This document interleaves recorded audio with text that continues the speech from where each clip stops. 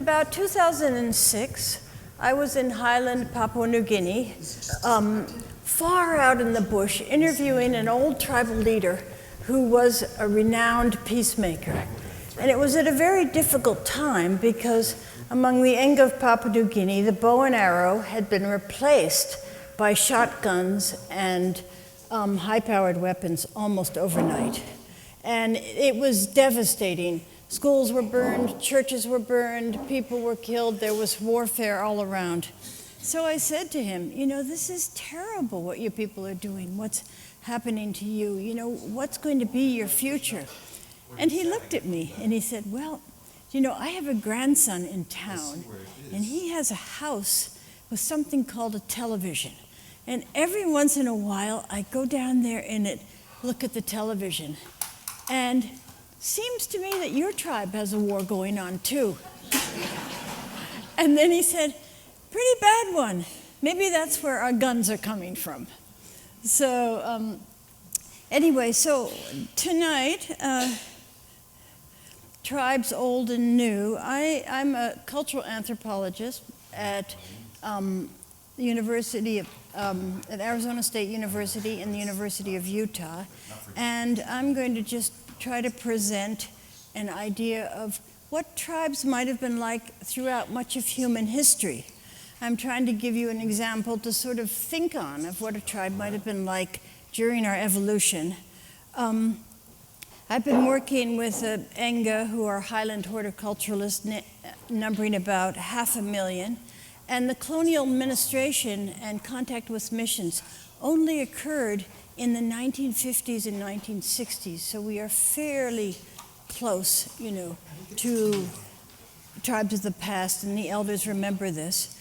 And I have a team in Enga, and in the last sort of 30, 35 years, we've recorded the history and traditions of 110 tribes, and this is what talk is going to be based on. So what is a tribe? Well, it comes from the word tribus in ancient Rome, meaning division of the state. And as Europeans moved out over the globe, it was used to describe cultures that were encountered. And Europeans, in turn, took this concept to rule, and they redefined tribes and created much larger units. In anthropology, the word tribe is a stage of social evolution between forager bands, hunters and gatherers, with face-to-face interaction, small groups, and the state, where relations were more anonymous. And it now has been applied to groups of 500 to 50,000 with very different forms of organization. And this will just give you an idea. I think it's cut off at the beginning, but these are tribes in Australia before contact, a map of the groups, and these are language groups, and they're probably smaller divisions. But estimates are that pre-contact tribes were from about 500 to 2,000 people. And here's a map of tribes in California, which prior to contact had over 300 language groups and 90 languages. And they had from 500 to 2,000 members. And so in the tribes of the past, everybody probably had contact with everybody else. Even Kalahari Bushmen, where I also work, know about 1,000 other people. So they probably had contact through ceremonies, visiting, feasting, and some knowledge. So the question is, why do you have the near universality of tribes with shared cultural heritage and strong loyalties throughout the world, and yet incredible variation? And the greatest variation that I've seen was in Highland, Papua New Guinea. Some Melpa man went over to Paris and saw the Lido dancers and asked them to come and dance in their cultural celebration. So they came over and they roughed it. They stayed in the village for 10 days and then produced this dance together with the Melpa. I asked the Melpa what they thought of them. They said they're the nicest people in the world, but they're so ugly. They're so tall and they're so skinny. So anyway, so the universality probably comes from deeply rooted psychological mechanisms from our primate heritage to form groups with strong loyalty. So we probably have a deep phylogeny of the feelings, and the variations come from cultural constructions that give tribes different forms and cultural heritage. And these two pictures are ceremonial dancers of different groups in New Guinea. You can see how different it is. So culture plays upon universal tendencies. In the past, and this is going to be my central argument, tribes were social security systems that cover risks over the lifespan. The first step in creating a tribe is a tribal identity, and Engas trace their tribal founders to non-human mythical founders like snakes, bats, hawks. And in Enga, there are no stylistic, moral, or religious or linguistic markers between tribes, which is common in the world, within Enga dialect groups. But there are some difference between dialect groups. Why identity? What's important about identity? People always say, oh, identity is everything. Because it makes people feel that they are secured by the group that they identify with, and thus willing to make sacrifices for the group. So when you begin to have identity, tribal identity, it builds society out of what otherwise would have been a collection of self-interested individuals. And one old man said, all people are like the root and trunk of a tree that has many branches. They stretch out in different directions, but they all grew from one root and trunk. So after the identity, then there are usually genealogies here that link the tribal founder to all the members below. And the Enga can trace their family trees back 14 generations often. And a very interesting fact is that history matters in all human societies. And this may come from our tribal organization earlier on. Almost every society is fascinated by history, and that's unique for our species. So, tribal identity in the life cycle. During childhood, humans are cooperative breeders. That means that people of all ages take care and help raise the children in community. And then from the age 3 on, children spend most of the day in mixed age play groups, giving and receiving care. And so the bonds and affiliations are established. So really, emotions of tribal loyalty are born in childhood with these positive interactions. So it's a centripetal force, okay? And then in adolescence, rites of passage bond cohorts of young men, and these are nearly universal in tribal societies.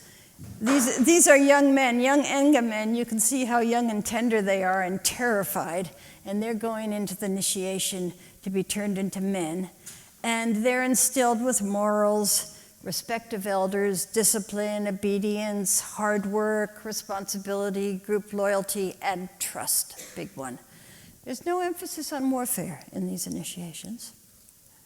The outcome, you can see, the transformation. They believe that these men are married to a spirit woman who can transform them into strong, healthy men.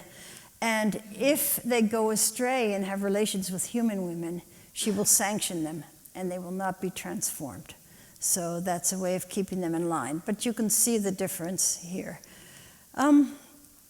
So, initiations appear to be deep in our evolutionary history. You have indications of it at Lascaux, Chauvet, and many of the cave paintings. Then in midlife, clan membership or tribe membership gives access to land and assistance in many activities: gardening, tree felling, house construction, bridge building, all of these things. Clan or tribal membership is people feel obliged to help their fellow members. And then they have big wealth distributions, and in New Guinea, people are famous for giving away many pigs, and the top picture is distribution of pearl shells, and the bottom picture is the distribution of pigs. And these wealth is circulated for bride wealth, for child growth payments, compensation for injury, competitive exchanges, funeral feasts, peacemaking. And again, the whole clan or tribe comes together. Communication with the ancestors is essential. There are regular rituals to reaffirm identity, history, loyalty through rituals for the ancestors that bring people from all over and involve extensive feasting and eating together. Now here's something that's not normally discussed, but it's very important, is norm enforcement, because how does one enforce norms while preserving clan unity? People are punished. It alienates, damages reputation, generates grudges and revenge. So in many tribes, they have forms of restorative justice in which compensation makes up for damage done and heals community and brings the offender back into the fold, because they really cannot afford to alienate, active young men or women who are potentially productive. The extreme deviants have to be dealt with the family, by the family. Often they're hamstrung, so they can't run around and make trouble. Then Enga in New Guinea now has legal plurality with customary courts that solve 90% of the disputes. And when a man has to pay or a woman has to pay compensation, everyone comes together to help, to pay the amount for reasons of kinship, peace. They value the person, to show their leadership or personal reasons. We have 1,000 cases now of restorative justice that we've recorded. And this is just one example. In 2016, one clan member committed a grisly murder, and there were 25 contributors who came and gave about $6,000 and 27 pigs. So this gives you an idea of what security clan membership provides. If he kept doing this, then people wouldn't help him anymore. And then, of course, there's warfare. Warfare is very important also. And warfare goes up and down. Enga say our land is green and black. Green when there's no warfare, and black when we're fighting. And, there are long periods without, and then fights come up again. It's a clan responsibility. It activates very, very strong, emotionally charged bonds of brotherhood. The Enga Wars were largely between neighbors to reestablish balance of power, and it's so interesting that this can occur between neighbors, people you know, people you marry, people you go to church with or school with. And I thoroughly documented one war before the high-powered weapons were introduced. It's not possible anymore. But the night before, they have rallies to turn the neighbors of another tribe into enemies overnight, and they sing songs like, your girls are not like our girls, their skin were like crocodile skins, have Danus thorns embedded in them, our boys are afraid to touch the skins of your sisters or daughter, you yourself can pay bride wealth to marry your own girls, implying incest, or you are descendants of a black-butted python, return to your houses in the mountains and look for the excreta of rats, pigs, and marsupials to eat. They sing and they dance and they do this and they taunt the whole night. And the next day, they're able to go out and fight and even kill people who they know quite well.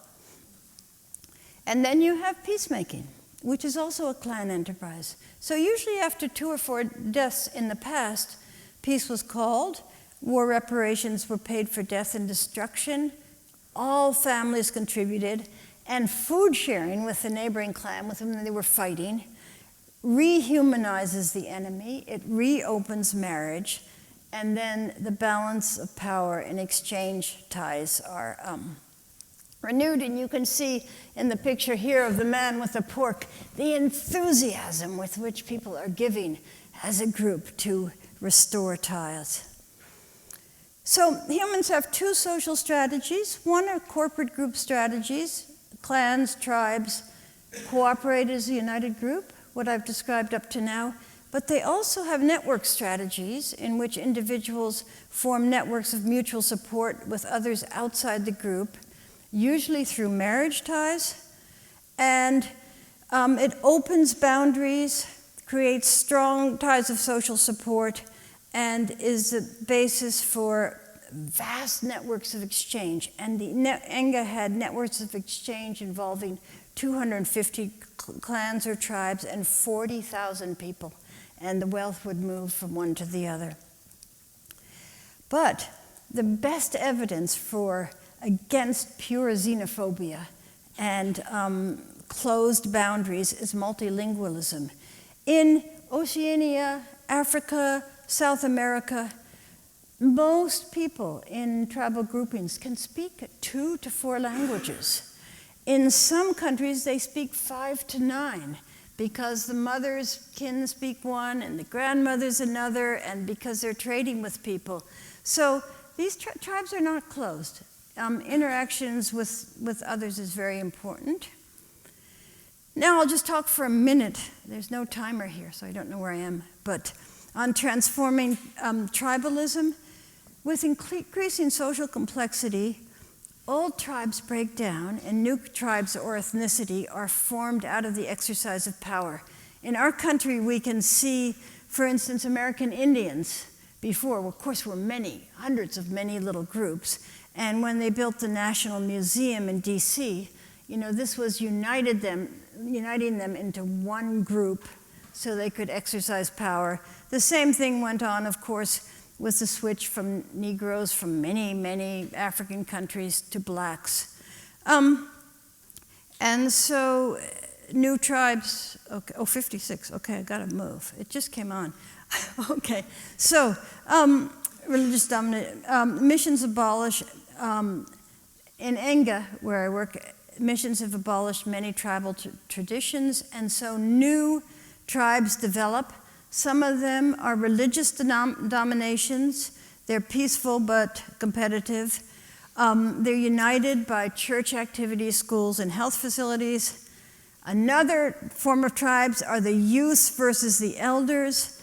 With the introduction of firearm, teams of mercenaries and young fighters have taken control because the elders no longer have control, and they fight for payment, for their own interest, and death and destruction have soared.